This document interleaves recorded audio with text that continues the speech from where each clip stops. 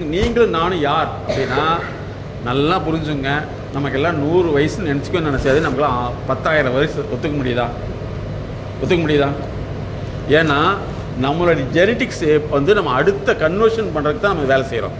அதனால் இந்த ப்ரோக்ராமுக்கு பின்னாடி நீங்கள் என்ன செய்யணும்னா உங்களால் வந்து எவ்வளவு ப்ரொடக்டிவாக இருக்க முடியுது அப்படிங்கிறத நீங்கள் யோசிக்கணும்.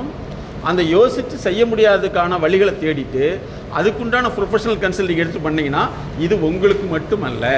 1921 தான் ஒரு சயின்டிஸ்ட், உளவியல் சயின்டிஸ்ட் கண்டுபிடிக்கிறாரு. ஒரு அம்மா வீட்டில் என்ன நினைக்குதோ அந்த பிறந்த குழந்தை 6 மாதத்துக்குள்ளே அது அந்த குழந்தைக்குள்ளே கனெக்ட் ஆயிருமாமா. நல்லா புரிஞ்சுங்க சார். எப்போ கண்டுபிடிச்சாங்க? 1921 என்ன ஸ்பெஷல் சொல்லுங்க பார்க்கலாம், தெரியுமா?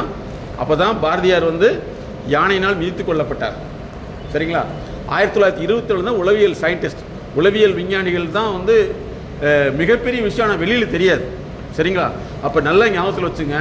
நீங்கள் ஒரு ப்ரொடக்டிவாக உற்பத்தி திறன் சார்ந்து ஒரு வேலை செய்கிறப்ப நிச்சயமாக உங்கள் கூட இருக்கிறவங்க மாறுவாங்க அப்படின்னு நினைக்க வேண்டியதில்லை, மாறிக்குவாங்க.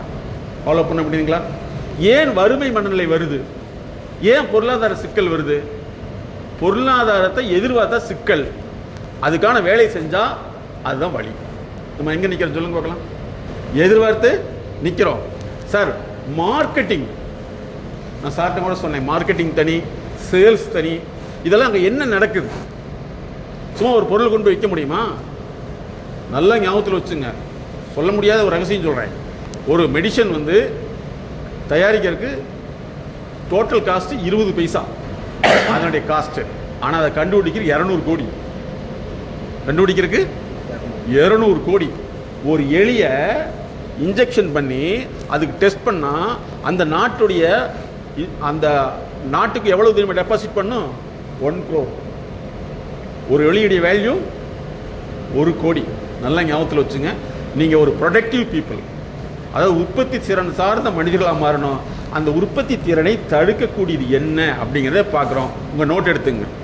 நாங்கள் வந்து இந்த டாப் மோஸ்ட் பீப்புள்கிட்ட நிறைய கன்சல்டிங் பண்ணுறோம்.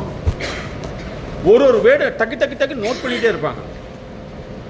அவங்களுக்கு வந்து என்னென்னா மனசில் வைக்கிறத எடுத்துக்கவே மாட்டாங்க, நோட் பண்ணிகிட்டே இருப்பாங்க. நாளைக்கு அது பின்னாடி டெவலப் பண்ணுவாங்க. நோட் எடுத்துங்க. 2 கோடு ஓட்டுங்க. பிஃபோர் எம்எஸ்கே, அதாவது எம்எஸ்கேங்கிறது mind set knowledge. After MSK, இந்த காலையிலிருந்து வந்ததுலேருந்து நான் எப்படி இருந்தேன், எப்படி நான் இதை மாற்ற போகிறேங்கிறத இவ்வளோ தூரம் டிஸ்கஸ் பண்ணதை வச்சு உங்கள் மனசுக்குள்ளேருந்து வெளியில் வருதான்னு பாருங்கள். வெளியில் வந்ததுன்னா நல்லது, வெளியில் வரலைன்னா வெளியில் வராத அளவுக்கு நம்ம இருக்குன்னு தெரிஞ்சுக்கிறது நல்லது. ஃபாலோ பண்ண முடியுங்களா? எங்களை புது எதுவுமே கேட்டதே கிடையாது. ஆனால் நம்ம எவ்வளோ செய்தியை கேட்டாலும் நல்லா ஞாபகத்தில் வச்சுங்க. அத்தனை பேர் படத்தில் பார்க்குறாங்க, ஆனால் நடிகராகிறதே கிடையாது. உலக லெவலில் பார்த்தீங்கன்னா நடிகர்கள் ஒரு 1000 பேர் தான் இருப்பாங்க, எத்தனை லட்சம் கோடி மக்களுக்கு. அதனால் நீங்கள் என்ன செய்யணுமா, உங்கள் நோட்டில் வந்து பிஃபோர் எம்எஸ்கே ஆஃப்டர் எம்எஸ்கே 2 கோடு ஓட்டு எழுதி ஒரு கோடு ஓட்டுங்க. பிஃபோர் எம்எஸ்கே நம்ம காலையிலிருந்து முன்னாடி வரைக்கும் நம்ம எப்படிலாம் இருந்தோம், இப்போ எதெல்லாம் நான் மாற்ற வேண்டியதுன்னு லிஸ்ட்டு போட்டு பார்க்கலாம். உங்களால் எத்தனை பாயிண்ட்ஸை வந்து எடுத்துக்க முடியுது பாருங்கள், ரீகால் பண்ண முடியும். இதே மாதிரி தாங்க எல்லாத்துக்கும் இருக்கும். யாருமே தவறானவர்கள் கிடையாது, அவங்களால ரீகால் பண்ண முடியாது. நோட் பண்ணுங்கள். பிஃபோர் நோட்டில் வந்து 2 கோடு ஓட்டுங்க. பிஃபோர்னா இதுக்கு முன்னாடி, காலையில் வர்றதுக்கு முன்னாடி. இப்போ இவ்வளோ தூரம் டிஸ்கஷன் பண்ணதில், இவ்வளோ தூரம் இன்டர்பிரேட் பண்ணதில் முதல்ல எங்கே இருந்தேன், இப்போ நான் எதை மாற்றணும், உங்களால் எவ்வளோ பாயிண்ட் எடுக்க முடியுது மட்டும் பாருங்கள். அப்போ நீங்கள் சக மனிதர்களை புரிந்து கொள்ளலாம். நம்மளாலே முடியல, அவங்களால புரிய முடியாது. அப்போ நம்ம அவர்களுக்கு புரியறதுக்கு என்ன செய்யணும்? உங்களுக்கு எழுத்து தெரியல, எழுத வர முடியல, மனசுக்குள் அப்படின்னு நீங்கள் லிஸ்ட் போடுங்க. இதுக்கு முன்னாடி எங்கே இருந்தேன், இனியேல் நான் எங்கே பண்ண போகிறேன், எப்படி மாற்ற போகிறேன், எப்படி என்னை வந்து ரெனோவேட் பண்ணுற போகிறது மட்டும் உங்களுக்கு எழுத தெரியாதவங்க லிஸ்ட் போடுங்க. நீங்கள் வந்து உங்களை புதுசாக மாற்ற போகிறீங்க, புதுசாக நீங்கள் கன்ஸ்ட்ரக்ஷன் பண்ண போகிறீங்க. மேடம் வந்து பார்த்தீங்கன்னா இப்படியெல்லாம் இருக்குதான்னு கேள்விப்பட்டிருப்பாங்க, இப்படிப்பட்ட நபர்கள் இருக்குதான்னு சொல்லியிருப்பாங்க. ஆனால் அந்த நபர் நமக்குள்ளே இருக்காங்களான்னு நீங்கள் பார்க்கணும். அவங்க சொன்ன நபர்கள் வந்து நமக்குள்ளே வாழ்ந்துட்டு இருக்காரா அப்படின்னு நீங்கள் பாருங்கள். இதே வேற ஒன்றும் இல்லை, நமக்கு ஆரம்பத்துலேருந்து பக்கத்தில் ஐடியா பார்த்து எழுதி பழக போயிடுச்சு இல்லைங்களா? அப்படி தான் ஒரு காலேஜில் எழுத சொன்னால் பக்கத்தில் காப்பி பண்ணி எழுதிட்டான். அவன் பேரை சேர்த்தி எலன் மஸ்க்னு ஒருத்தர் இருக்கார் தெரியுமா? மூளை அறுவை சிகிச்சை நிபுணர் இல்லை, மூளையை வந்து ஒரு சாஃப்ட்வேர் போட்டு ஓப்பன் பண்ண முடியுமா, இப்போ வேலை செய்ய முடியுமான்னு கண்டுபிடிச்சாரு. ஓகே, அடுத்தது வேறு யாருக்கு தெரியும்? சார் நம்மளாம் வந்து எத்தனை ஆண்டுகளுக்கு பின்னோக்கி இருக்குங்கிறதுக்கு ஒரு சின்ன உதாரணம். அவரை பற்றி யாராவது தெரிஞ்ச சொல்லுங்களேன். யூஸ் பண்ண ராக்கெட்டை திரும்ப வந்து லேண்டிங் பண்ணுறது. Very good. அடுத்தது, உலகத்திலேயே வந்து இந்த ராக்கெட்டுக்கு யார் அத்தாரிட்டி பாருங்க. இதெல்லாம் நமக்கு தேவையான்னு கேட்கறத விட இப்படிலாம் ஒன்று இருக்குன்னு தெரிஞ்சுக்கிட்டு நம்மளை எப்படி மாற்றிக்கலாம்னு தெரிஞ்சுக்கலாம். ஃபஸ்ட்டு வந்து உலகத்துக்கே யார் அத்தாரிட்டி? நாசா. சரிங்களா? நாசா என்ன சொல்லுச்சுன்னா, ஒரு பொருளை வந்து தூக்கி எறிஞ்சா அந்த பொருளை பிடிக்க முடியாதுங்கிறது ஃபிசிக்ஸுடைய ப்ராப்பர்ட்டி, ஃபிசிக்ஸுடைய குணம். ஒரு பொருளை இப்படி தூக்கி வச்சிட்டிங்கன்னா அது பிடிக்க முடியாதுன்னு சொல்லிட்டு நாசா வந்து உலக எல்லா ஃபிசிக்ஸ் அப்படி தான் சொல்லிச்சு. நாசா இவர் என்ன செஞ்சாருன்னா, எப்படி திருப்பி பிடிக்கிறது அப்படின்னு யோசிச்சாரு. அந்த தியரியை வந்து அப்படியே தப்பு பண்ணிட்டு, அது தப்புன்னு சொல்லிட்டு நான் தூக்கிறேன் வீசி அதுவே நான் பிடிக்கிறேன்னு சொன்னதுனால தான் உலகத்துக்கே அத்தாரிட்டியாக இருக்க நாசா வந்து எலன் மஸ்க் கிட்ட போய் என்ன செஞ்சா, என்னுடைய ப்ராஜெக்ட் செஞ்சுக்கணும்னு சொல்லிச்சு. புரியுதா? ஃபாலோ பண்ண முடியுங்களா? அப்போ நல்லா ஞாபகத்தில் வச்சுங்க, உங்களுடைய டிஎன்ஏ மாற்றணும்னு ஆசைப்பட்டீங்கன்னா இன்னையிலிருந்து உங்களுடைய அணுகுமுறையை மாற்றணும். எதை மாற்றணும்? நோட் பண்ணிங்க. எதெல்லாம் உங்களுக்கு மைண்டில் தோணுதோ நோட் பண்ணுங்கள். அணுகுமுறையை மாற்றணும். செகண்ட் வந்து அழுகக்கூடாது. ரெண்டாவது என்னது? ஐயோ ஐயோன்னு அழுகவே கூடாது. மூணாவது, அவனெல்லாம் பண்ணாமல் இருக்கானேன்னு ஆதங்கப்படக்கூடாது. யாருமே ஆதங்கப்படக்கூடாது. உங்கள் அணுகுமுறையை மாற்றணும்னா உடனே அங்கீகாரம் கிடைக்காதுங்கிறத மனசில் வச்சுக்கணும். எந்த செஞ்சாலும் உடனே அங்கீகாரம் கிடைக்காதுன்னு தெரிஞ்சுக்கணும். அங்கீகாரத்துக்கு ஆசைப்படக்கூடாது. ஒரு குறிப்பிட்ட நாளில் வந்து நீங்கள் தான் நம்பர் 1. என்னுடைய ஹிஸ்ட்ரி சொல்கிறேன். நான் ஃபஸ்ட்டு என்னுடைய ப்ரொஃபஸர்கிட்ட நான் சொன்னேன், சார் மனிதனுடைய வாழ்க்கையை முன்னேற்றணும் அப்படின்னு சொன்னப்ப அவர் உடனே ஏற்றுக்கிட்டாரா? எல்லாம் கேட்டு என்ன சொன்னார்? வெரி குட், நீ என்கிட்ட ஆராய்ச்சி மாணவனாக இருக்கிறதுக்கு அருகதையே கிடையாது. உனக்கு ஆராய்ச்சிக்கு நான் கையெழுத்து போட மாட்டேன், எங்கேயோ போய் தொலைன்ட்டார். நல்லா கேட்டுங்க, எங்கேயோ போ கிடையவே கிடையாட்டார். நானும் தூக்கி எறிஞ்சிட்டேன். 6 வருஷம் யூனிவர்சிட்டிக்கு ஃபைன் தான் கட்டிகிட்டு இருந்தேன். சரியா? ஒரு டயத்தில் டெல்லி பல்கலைக்கழகத்தில் ஒரு மிகப்பெரிய பேராசிரியருடைய கனெக்ஷன் கிடச்சிது, ஏதாச்சும் கிடச்சிது. அவர் வந்து ஏயா நீ இது நல்ல விஷயம் பார்த்து செய்யலான்னாரு. இன்னைக்கு வரைக்கும் அவர் தான் நான் குருன்னு சொல்கிறேன். நான் என்ன கண்டுபிடிச்சேன்னா, நீங்களாம் இருக்கீங்க பார்த்தீங்களா, உங்களை வந்து டெவலப் பண்ணுறது எப்படி? 4 வகையில். என்னது? கல்வி, பொருளாதாரம், சமூக அந்தஸ்து, உளவியல் ஆரோக்கியம். நல்லா தெரிஞ்சுங்க, வைரஸ்க்கு ட்ரீட்மெண்ட் நீங்கள் போயிடுவீங்க. ஆனால் வாழ்க்கை ட்ரீட்மெண்ட்டுக்கு எங்கே போயிருக்கீங்க? வீட்டில் வந்து உங்கள் ஒய்ஃபை கூப்பிட்டு ஒரு அரை மணி நேரம் திட்டுனா சந்தோஷப்பட்டு சிரிப்பீங்களா? ஹலோ சொல்லுங்கள். சிரிச்சிங்கன்னா என்ன ஆயிரும்? அடுத்து கீழ்ப்பாக்கத்துக்கு ஹலோ கொண்டு போக மாட்டாங்களா? இல்லையா? ஸோ நல்லா ஞாபகத்தில் வச்சுக்கணும், இந்த 4 விஷயத்தை கொண்டு வரது தான் முக்கியம். வைரஸ்னால் வரக்கூடிய பிரச்சனைக்கு மருந்து இருக்குது, வாழ்க்கையிலான பிரச்சனைக்கு வந்து இந்த மைண்ட் செட் நாலேஜ் விஷயத்தை கண்டுபிடிச்சோம். அப்போ இன்னையிலிருந்து நீங்கள் என்ன செய்யணும்னா, ஒவ்வொன்றையுமே வந்து மேடம் ஒரு வார்த்தை சொன்னாங்க, நீங்கள் பழைய ஆளு கூடவே பழகிட்டீங்கன்னா பழைய ஆளே சுற்றி பழைய விஷயத்தை பேசிகிட்டு இருப்பாங்க இல்லையா? எப்படி வேலை போயிட்டு இருந்து என்ன இதில் போய் இருந்து என்னத்தை யூஸு, நான் தப்பு பண்ணிட்டேன், இதுக்கு முன்னாடி வேறு எல்லாம் போயிருந்தேன்னா எலன் மஸ்க்கு என்ன செஞ்சு என்கிட்ட வந்திருப்பாரு இப்படின்னு சொல்லி இயலாமையே பேசக்கூடியவங்க கூடவே பேசிகிட்டு இருந்தோம்னா இயலாமை என்ன ஆகும்? நமக்கு ரொட்டீனாக மாறிடும். அதனால நல்லா ஞாபகத்தில் வச்சுங்க, உங்களை எதிர்க்கக்கூடியவட்ட பேசுங்க, நீங்கள் ஜெயிச்சிடலாம். மேடம் அருமையான விஷயம் சொன்னாங்க, பாசிட்டிவாக உங்ககிட்ட பேசுகிறாங்க பார்த்தீங்களா? சரிங்களா?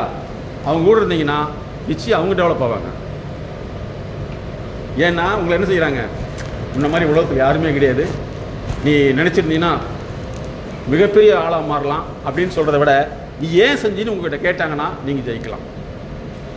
பெண்களுக்கு வந்து ஒரு சர்வே பண்ணாங்க கொஞ்ச நாளைக்கு முன்னாடி, யாரை பிடிக்கும்னா அரவிந்த் சாமி பிடிக்கும்னு சொன்னாங்க. தெரியுமா உங்களுக்கு? தெரியுமா? ஆனால் அந்த அரவிந்த் சாமியை டைவர்ஸ் பண்ண ஒரு லேடி இருக்காங்க இல்லையா? ஹலோ, அரவிந்த் சாமி டைவர்ஸ். உலகத்திலே யாருக்கு பிடிக்கும்னா கனவு கண்ணி சில்க் சுமிதா. ஆனால் அந்த அம்மாவை வேணான்னு சொல்லி போனவங்க எத்தனை பேர் இருக்காங்க தெரியுமா?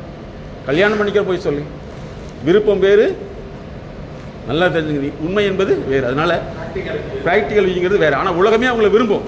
ஆனால் அவங்க விரும்புகிற ஆள் ஒருத்தருமே கிடைக்கல. அதுதான் விஷயம். அதனால் இந்த ப்ரோக்ராமில் வந்து உங்களுடைய பார்வை மாறி இருக்குதா, செயல் மாறி இருக்குதா, இல்லை ஹார்ட் அட்டாக் மாதிரி கொழுப்பு கட்டி மாதிரி எங்கேயாவது தடை கட்டியில் போய் மாட்டியிருக்கோமா அப்படின்னு நீங்கள் முடிவு பண்ணணும். நம்ம எங்கே தடை கட்டி இருக்குது, எங்கே தடையாக மாட்டியிருக்கோம், அந்த தடையை மாற்ற இது வரைக்கும் நம்ம செஞ்சுருக்குமா? நம்மளே இப்படி இருக்கிறப்போ வந்து நமக்கு வரக்கூடிய சந்ததிகள்லாம் வந்து நல்லா புரிஞ்சுங்க. இது வரக்கூடிய எல்லா ஸ்டூடெண்ட்டுக்குமே அதிகபட்சம் 15 செகண்ட் மட்டும்தான் அவனால் கேட்க முடியும். புரியுதுங்களா? எத்தனை செகண்டு? ஒரு ரீல்ஸ் எவ்வளோ நேரம் ஓடுது? 15 செகண்ட். நாங்கள் எங்களுடைய மீடியா சைக்காலஜி டீம்னே ஒன்று வச்சுருக்கோம். அதில் வந்து மோசமானது ஒன்று போட்டிங்கன்னா 5 செகண்ட் போட்டிங்கன்னா 1.5K 3K எல்லாம் ஓடுது. நல்ல விஷயத்தை போட்டிங்கன்னா ஒருத்தவங்களும் பார்க்க மாட்டேங்கன்னா. இப்போ சமீபத்தில் ரிசர்ச் என்ன தெரியுமா? இன்னொரு 5 ஆண்டுகளில் வந்து அசிங்கமாக இருக்கிறத மட்டும்தான் மக்கள் பார்ப்பாங்க, நல்லதை பார்க்கவே மாட்டாங்க. ஏன்னா அசிங்கம் மார்க்கெட் ஆயிடுச்சுங்கிறாங்க. அதனால் நல்லா ஞாபகத்தில் வச்சுங்க. நம்மளாம் இருக்கிறது ஒரு பொற்காலம். அதனால் இனிமேல் வந்து உங்களுடைய குடும்பத்துக்கு ஒரு வரலாறு உருவாக்கணுமா வேண்டாமா சொல்லுங்க. ஹலோ, வேணுமா வேண்டாமா? ஒரு 25 பக்கம் உங்கள் அப்பாவை பற்றி எழுத சொன்னால் எழுத முடியுமா? எழுதுனீங்கன்னா சந்தோஷம். 25 பக்கம் ஒரு 60 வருஷம் வாழ்ந்தவருடைய 25 பக்கம் தான் எழுத முடியுதா? அப்படின்னா நீங்கள் வந்து உங்களுக்குன்னு ஒரு வரலாறு உருவாக்கணுங்கிறதுக்காக தான் நாங்கள் உடனே வந்து எங்களுடைய ப்ரோக்ராம் வந்து நான் டக்குன்னு அக்செப்ட் பண்ண மாட்டோம். சார் உடனே சிவா சார் கூப்பிட்டு நீங்கள் இந்த மாதிரி வரணும்னு சொல்லி நாங்கள் உடனே ஓகே பண்ணிட்டோம். ஏன் அப்படின்னா அவர் கூட ஒரு 15-20 வருஷமாக நாங்கள் ட்ராவல் பண்ணிகிட்டு இருக்கோம். சார் வந்து கூப்பிட்றாருன்னா ஒரு வளர்ச்சியை நோக்கி தான் கூப்பிடுவார். நாங்கள் எல்லாத்துக்கும் போக மாட்டோம். அதனால் நீங்கள் இன்னிலிருந்து உங்களுடைய வரலாறை உருவாக்குறதுக்கு இன்றைக்கி யூஸ் பண்ண போகிறீங்க. அந்த வரலாறுங்கிறது உங்கள் வரலாறு புத்தகத்தை எல்லாம் வாங்கி படிக்கவே மாட்டாங்க. இந்த வரலாறு யார் படிக்கணும்னா முதல்ல உங்களை நீங்கள் ரசிக்கணும். ரசிக்கலாமா? சரிங்களா? ரசிக்க முடியுமா? உங்கள் மேலே உங்களுக்கு என்ன கோபம் இருக்குது எழுதுங்க. எழுதிங்க, நோட் எடுத்துங்க. உங்கள் மேலே உங்களுக்கு என்ன கோபம் இருக்கா?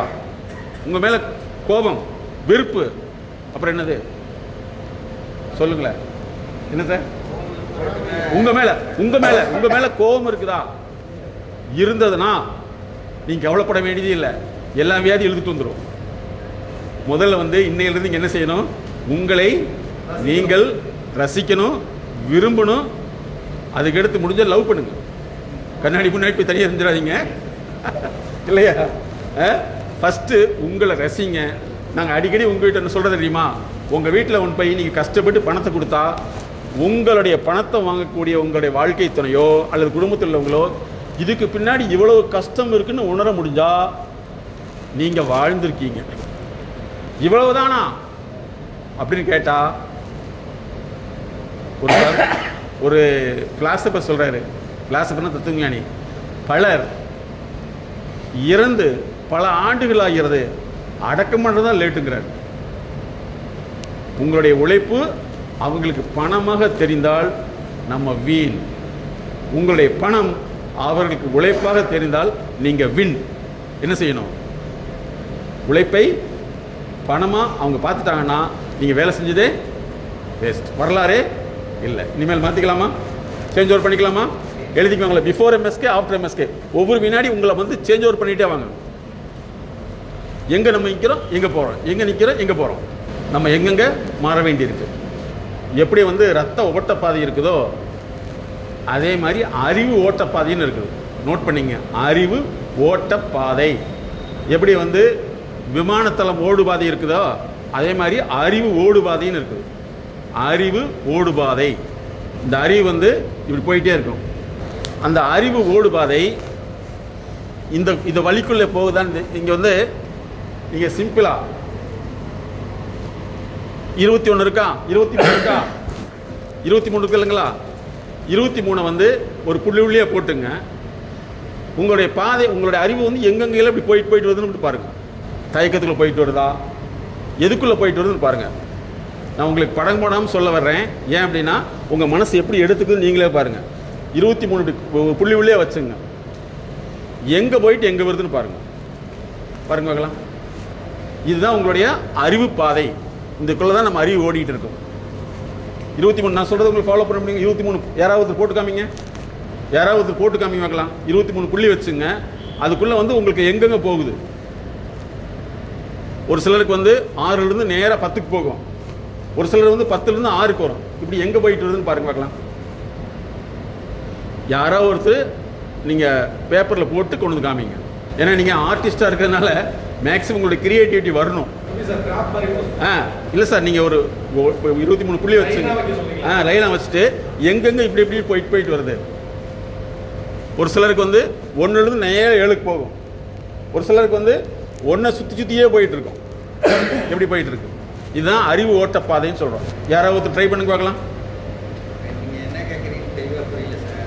Very good. அதுக்கு தான் இப்போ யாராவது இப்போ நான் சொன்னதை வந்து எதாவது செஞ்சுருக்கீங்களா? யாராவது செஞ்சு காமிக்க பார்க்கலாம். இல்லை இருக்குது. அது நீங்கள் சொல்கிறது கரெக்டு தான். ஓப்பனாக சொல்லிட்டீங்க. யாராவது அப்படி போட்டிருக்கீங்களான்னு பாருங்கள். யாருக்காவது நான் சொன்னது புரிஞ்சுதான்னு பாருங்கள். ஒரு இமேஜினேஷன் வருதான்னு பாருங்கள். சரி, இல்லை வெரி குட். பதட்டம் வருதுங்களா? புதிய அறிமுகம் கிடைக்கும் பொழுது ஒரு பதட்டம் வருது. Very good. இந்த பதட்டம் வந்து ஒரு தயக்கமா ஆகுது.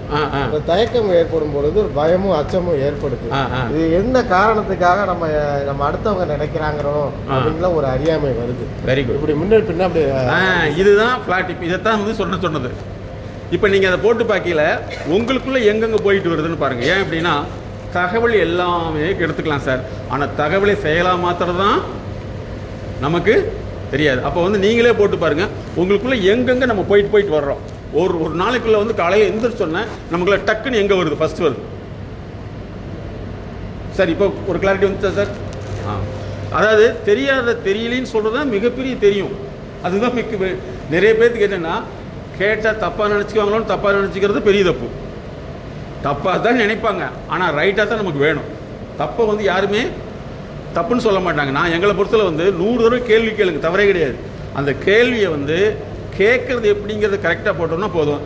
நீங்கள் பார்த்துருப்பீங்க ஒரு சிலர் வந்து கேள்வி கேட்டால் பிடிக்காது. அந்த மாதிரி நபர்களை பார்த்துருக்கீங்களா? கேள்வி கேட்டால்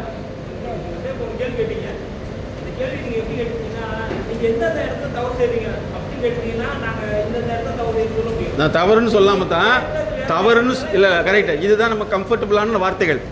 ஆனால் நான் என்ன சொல்கிறேன்னா எங்கே போயிட்டு வந்து கண்டுபிடிக்க சொல்கிறேன். அதாவது தவறுன்னு சொல்கிறது ஒரு விஷயம், அந்த தவறுங்கிறது வந்து எந்த இடத்துல டச் ஆகுன்னு வருது இன்னொரு விஷயம். சரியா? அப்போ என்னென்னா வார்த்தை அளவு கூட வந்து நல்லா தெரிஞ்சுங்க. நமக்கு வந்து தெரிஞ்ச வார்த்தை, தெரிஞ்ச அர்த்தம், இதுக்குள்ளே மட்டும்தான் வாழ முடியும். அதாவது நாங்கள் என்ன சொன்னால் லிங்குஸ்டிக் இல்லூஷன் சொல்கிறோம். Linguistic illusion. ஒரு சின்ன நேற்று நடந்த ஒரு விஷயத்தை சொல்கிறேன். இந்தியாவில் வந்து 1% டைவர்ஸ் நடக்குதுங்கிறாங்க. எவ்வளவு? 1%. நேராக போர்ச்சுகீசியல் நாட்டில் வந்து 97% டைவர்ஸ் நடக்குதுன்னு போட்டிருக்காங்க. இதை எங்கள் டீமில் உள்ளவங்க ஸ்டடி பண்ணிட்டு பண்ணுறாங்க. 1% நடக்கிறது, 94% டைவர்ஸ் அங்கே நடக்குது. அப்போ இதை நம்ம பார்க்கல எப்படி தோணுது? 1% கம்மின்னு சொல்லுது. சரிங்களா? ஆனால் கணக்கு பார்த்தா அந்த 94% நடக்குது இல்லைங்களா, அங்கே என்ன நடக்குதோ அதே மக்கள் தொலைவு இங்கே நடக்குது, டைவர்ஸ் நடக்குது. அப்போ யோசிச்சு பாருங்க, இது ஸ்டாட்டிஸ்டிக்கல் இல்லூஷன். அதே மாதிரி நிறைய பேர் வார்த்தைகளை நம்ம இருந்துக்கிட்டே இருப்போம். அதனால் நம்ம வந்து எங்கே போகணும்னு தெரிஞ்சிட்டிங்கன்னா இனிமேல் அதை மாற்ற போகிறோம். சரி, இதை எப்படி நீங்கள் மாற்றி எழுத போகிறீங்க? உங்கள் நோட்டில் வந்து கோடு போட்டுங்க. இதை எப்படி நீங்கள் திருத்தி எழுத போகிறீங்க? இனிமேல் கோடு போட்டு இதுக்கு மேலே இதை எப்படி நீங்கள் மாற்ற போகிறீங்க? இன்னும் உங்களுக்கு தெளிவாக சொல்லணும்னா, பிஃபோரில் வந்து இப்படிலாம் இருந்தது, நான் இதெல்லாம் இப்படி இதுக்கு நேர் ஆப்போசிட்டாக என்ன பண்ண போகிறீங்க? இல்லை, தயக்கத்துக்கு நேர் ஆப்போசிட்டாக என்ன செய்யணும்?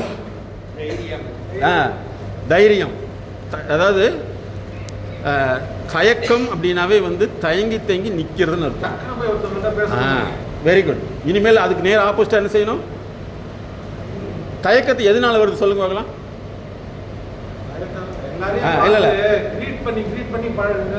இல்லை சார், நம்ம என்ன சொல்கிறோம்னா, நீங்கள் வந்து இந்த விஷயம் வந்துட்டாவே ஆட்டோமேட்டிக்காக உங்களுடைய பண்ணக்கூடிய எந்த தொழிலும் நீங்கள் ஜெயிச்சிடலாம். எந்த தொழிலுமே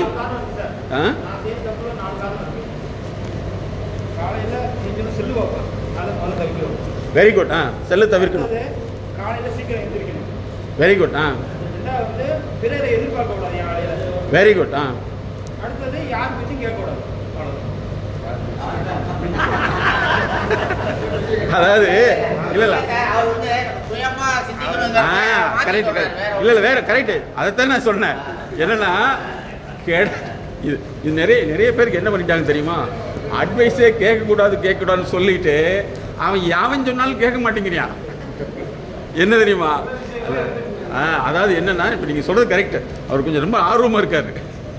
கரெக்ட். அதாவது என்னன்னா நீங்கள் அந்த தேவையில்லாதவங்க பேச்சு நம்மளை கெடுக்கக்கூடியவங்களுடைய பேச்சை வந்து கேட்கக்கூடாது. வளர்த்துறவங்க கூட பேச்சு கேட்கணும். டாக்டர் வந்து சக்கரை வியாதி வருதப்பா சாப்பிடக்கூடாதுன்னு சொன்னால் நீங்கள் சொன்னால் நான் கேட்க மாட்டேன்னு சொன்னால் சீக்கிரம் போயிடலாம் இல்லையா? Very good. இப்போ ஏன் அப்படின்னா நம்ம ஒற்றை பாதையிலே சிந்திச்சுட்டு இருப்போம். அதுலேருந்து மாற்றி வந்துட்டு இதில் பார்த்தீங்கன்னா நீங்கள் எதெல்லாம் நீங்கள் வெளியில் வரணும்னு ஆசைப்பட்றீங்களோ அதெல்லாம் முடிவு பண்ணிவிட்டு இன்னிலேருந்து நீங்கள் ப்ராக்டிக்கலாக செய்ய போகிறீங்க. செஞ்சிட்டிங்கன்னா உங்களுக்கு கவனம் முதல். நீங்கள் வேலை செய்கிறப்ப நீங்கள் ஆர்டிஸ்டாக இருக்கலாம், மேனேஜராக இருக்கலாம், என்ன வேணாலும் பண்ணலாம். நீங்கள் வேலை செய்கிறப்ப வந்து வேலையை விட எந்த சிந்தனை அதிகமாக இருக்குது நோட் பண்ணி பார்க்கலாம். நீங்கள் வேலை செய்கிறத விட எது உங்களுக்கு அதிகமாக உள்ளுக்குள்ளே குத்திக்கிட்டே இருக்குது? கரெக்டு. இல்லை ரெண்டாவது விஷயம் இல்லை வெரி குட் சார், அருமையான விஷயம்.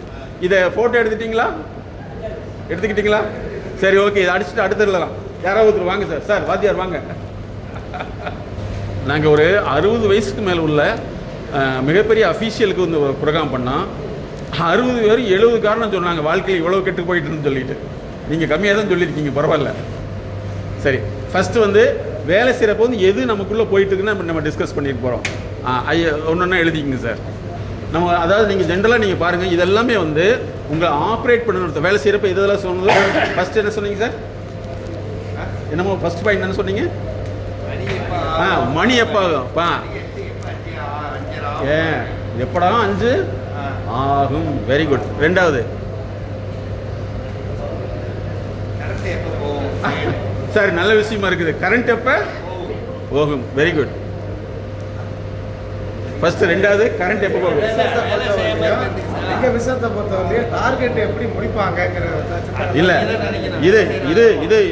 இது வந்து பரவாயில்ல, இது டார்கெட்டுக்குன்னு பரவாயில்ல. அது இல்லாமல் நம்ம ஜென்ரலாக வந்து நமக்குள்ளே வரக்கூடிய அந்த உள்ளுக்குள்ளே என்ன பாயிண்ட் இருக்குதோ நம்ம டிஸ்கஸ் பண்ண போகிறோம். அடுத்தது என்ன சார்?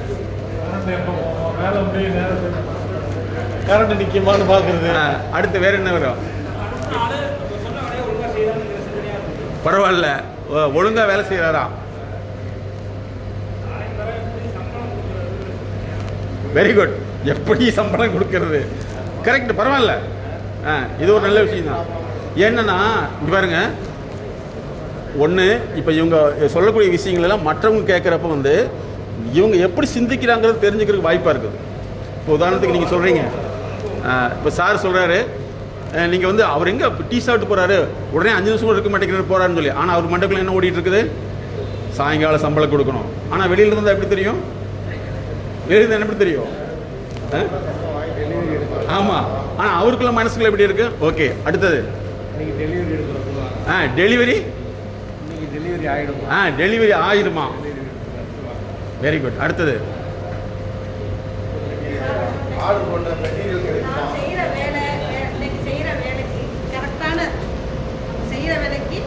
தகுந்த சம்பளம் கொடுக்குறாங்க இல்லையா, அந்த சம்பளத்துக்கான வேலை நம்ம செய்யறோமா? Very good. அருமையான கேள்வி பாருங்க. சம்பளத்துக்கு இந்த வேலையை நான் செஞ்சுட்டோமா? Self check. இதுக்கு பேர் என்ன தெரியுமா? Self check. இது ஒரு நல்ல விஷயம் பாருங்க. இப்போ ஒவ்வொருத்தரும் நீங்கள் ஓப்பனாக பேசல என்ன நன்மை இருக்குன்னா, ஒன்று இன்னொரு பார்வையை தெரிஞ்சுக்க முடியும், இன்னொன்று நம்முடைய தவறை திருத்திக்க முடியும். ஓகே, அடுத்தது சொல்லுங்க. ஆளுக்கு ஒரு பாயிண்ட் சொல்லுங்க பார்க்கலாம். இது நல்ல விஷயம் தான். செய்த வேலைக்கு உண்டான பேமெண்ட் கொடுப்பாங்களா? Very good. என்ன சார்? பாருங்க, உண்மை என்ன தெரியுமா? அதாவது என்ன sir? Very good, very good, very good. இதெல்லாம் முக்கியமான விஷயம். சரி, வெரி குட் சார். வேலைக்கு சம்பளம் கொடுத்துறாங்க, வண்டி எடுத்துட்டு போறோம், பெட்ரோல் காசு very good very good very good very good. இப்போ கரெக்ட் இல்லை, இதெல்லாம் இல்லை இதெல்லாம் அவங்க வந்து மனசுக்குள்ள இருக்கக்கூடிய விஷயங்கள். நம்ம இந்த ப்ரோக்ராமுக்கு பின்னாடி என்னென்னா ப்ராஜெக்ட் ஆஃபீஸர் சிவா சார் சொன்னார், இது போயில மனசுக்குள்ள இருக்கிற அந்த அழுக்கெல்லாம் வெளியில் போய் ரிலாக்ஸ் ஆயிடணும், அதுக்காக இந்த டிஸ்கஷனை, இல்லைன்னா உண்மையாக இருக்கலாம். இப்போ அவர் கேட்குறாரு, வேலைக்கு போக சொல்கிறது கரெக்டு, வேலைக்கு பெட்ரோல் போக சொல்கிறது அப்படின்னு கேள்விதான். 6 மணிக்கு ஓனர் வருவாங்கன்றது பெரிய கவலை. இப்போ தான் நீங்கள் லைனுக்கே வந்திருக்கீங்க, இப்போ தான் இல்லைங்களா? Very good. ஓனரு வந்துருவாரா? வரமாட்டார். இல்லை, வேலை செஞ்சது அது தெரியாமையே போயிருமா? நிறைய பேர் 5 மணிக்கே போயிடுறாங்க. ஆசிஸா லேபரிஸா ரெண்டும் பெரிய உலகம் சார். அதாவது நம்ம உலகத்தை அப்படி இப்படி இருக்கும், நம்ம என்ன செய்கிறோம்னா வித்தின் சர்க்கிளுக்குள்ளே வந்து நம்மளை வளர்ச்சிக்காக நம்ம என்ன செய்ய வேண்டியது இருக்குது அப்படிங்கிறத மட்டும் சிந்திச்சோம்னா போதும். ஏன் அப்படின்னா 2 கோட்பாடு இருக்குது, கருத்தியல் செயலின்னு இருக்குது. நாங்கள் என்ன சொல்கிறோம்னா செயலியில் அதிகமாக நம்ம கொண்டு போயிட்டுருக்கல வந்து நான் யாரும் டெவலப் ஆக போகிறது கிடையாது, நம்ம ஒரு விஷயத்தை கண்டுபிடிக்க முடியும். ஓகேங்களா? ஸோ அதனால் வந்து இதெல்லாம் மனசுக்குள்ளே ஓடிட்டு இருக்குது. இனிமேல் வந்து எப்படி அப்படின்னா ஒரு வேலை எந்த உலகத்தில் எதை செய்தாலும் அது பல மடங்கு திருப்பி வந்துடும். அப்படிங்கிறது உதாரணம் என்னென்னா, நான் நிறையா நாடுகள் விசிட் பண்ணதுக்கு காரணம் என்னென்னா, நாங்கள் போட்டிருந்த எங்கள் வீடியோவில் வந்து பார்த்திங்கன்னா என்னுடைய ஃபேஸே இருக்காது, நாங்கள் நிறைய ஆடியோ தான் போட்டிருப்போம்.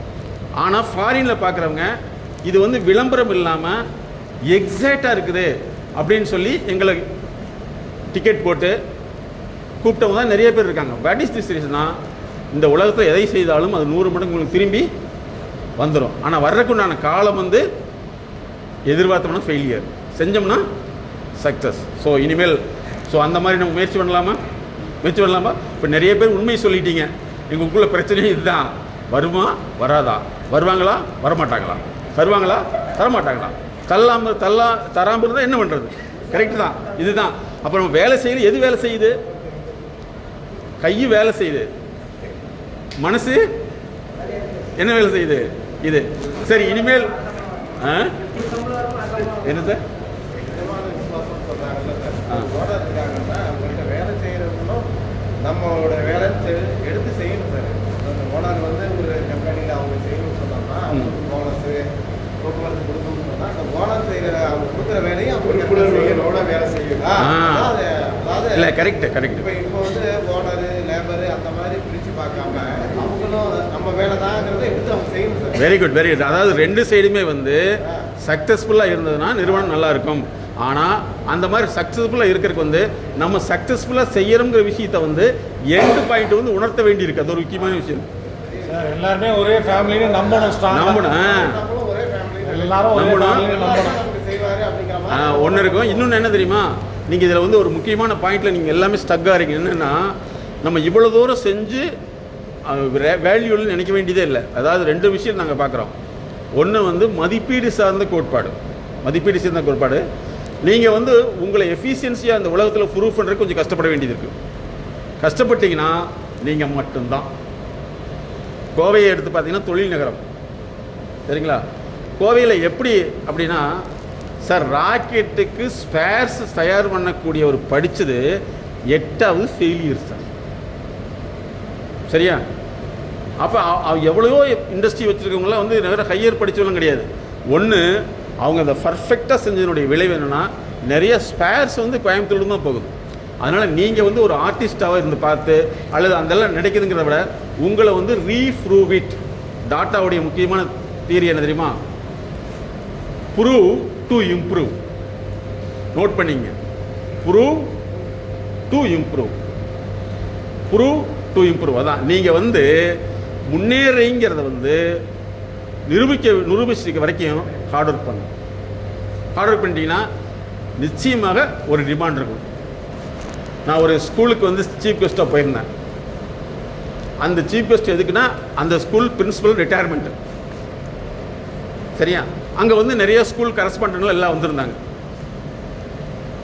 அந்த ஸ்கூல் ரிட்டையர்மெண்ட் பிரின்சிபல் வந்து ரிட்டையர்மெண்ட் சமயத்தில் வந்து அந்த கரஸ்பாண்டன்ட் சொல்கிறாரு, இந்த மாதிரி எங்கள் நிறுவனத்துக்காக நிறைய சர்வீஸ் பண்ணிகிட்ருக்காங்க, இவங்க ரிட்டையர் ஆகிறதுல வந்து நாங்கள் ரொம்ப மகிழ்ச்சி படுறோம் அப்படின்னு சொல்லிட்டு அடுத்த வார்த்தை சொன்னார், இவங்களை வெளியே அனுப்புறது எங்களுக்கு ஐடியாவே கிடையாது, இவங்க எங்களுக்கு நிறுவனத்துக்கு அட்வைஸாக நாங்கள் வச்சுக்க போகிறோம் அப்படின்னு சொன்னோன்னே இன்னொரு நிறுவனத்துடைய கரஸ்பாண்ட் சொல்கிறாரு, அப்போ நான் எதிர்பார்த்து வந்து ஏமாந்துட்டேன்னா அப்படின்னாரு. ஏன்னு கேட்டால் இந்த அம்மா எப்படா ரிட்டையர் ஆகுமான்னு நான் கூட்டிகிட்டு போகலான்னு வந்தேன், நீங்கள் என்னடா இவங்க அட்வைஸராக வச்சுட்டீங்க அப்படின்னு சொன்னார். இந்த மாதிரி எப்போவுமே நல்லா ஞாபகத்தில் வச்சு உங்களுடைய ப்ரூவ் டு இம்ப்ரூவ் பண்ணிட்டீங்கன்னா நிச்சயமாக உங்களுடைய எல்லா விஷயம் வெளியில் வந்துடும். அதுக்கான கால அளவு இருக்குது பார்த்தீங்களா, அந்த கால அளவை நீங்கள் அழுத்தத்துக்குள்ளே வைக்காமல் ஃப்ரீயாக இருந்தீங்கன்னா நிச்சயமாக முடியும். ஸோ இன்னிலிருந்து முயற்சி பண்ணலாமா? அடுத்து நீங்கள் கேள்வி கேட்கலாம், எங்களுக்கெல்லாம் இந்த கன்சல்டேஷன்லாம் கரெக்ட் சார், நீங்கள் சொன்ன மாதிரி ஓனருக்கு பண்ணுங்க அப்படின்னா நீங்கள் வந்து உங்களுடைய நடத்தையும் நிச்சயமாக மாறும். நான் வந்து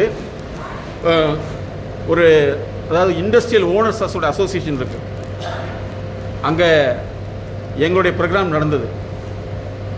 அங்கே ஒரு 10 பேருக்கு தான் நடக்கும்.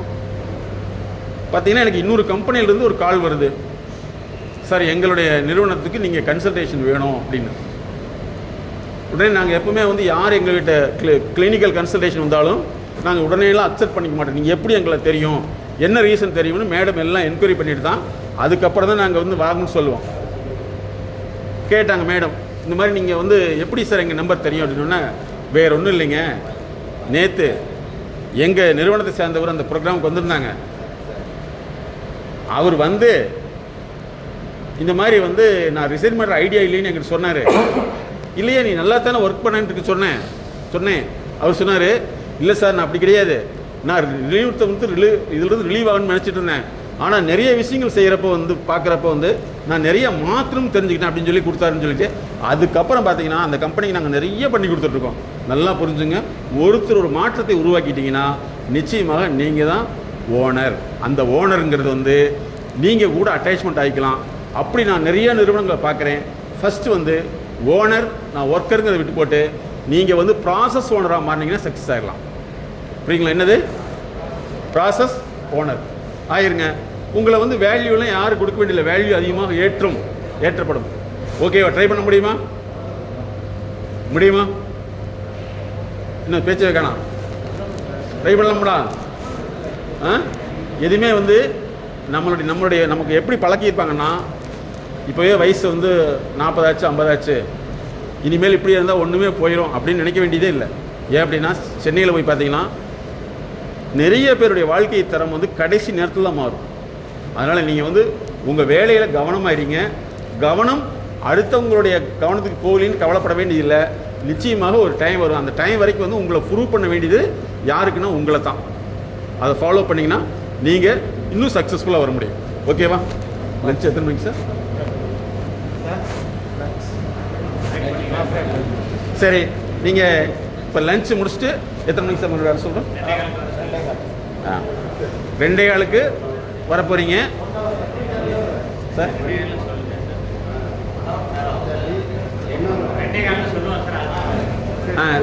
மேக்ஸிமம் வந்து 2:15 to 2:30 வந்துடலாம். அதே மாதிரி நீங்கள் இங்கே போகிறது எல்லாமே வந்து ஃப்ரெண்ட்லியாக நிறைய ஃப்ரெண்ட்ஷிப்பாக டெவலப் பண்ணுங்கள். ஹாப்பியாக இருங்க.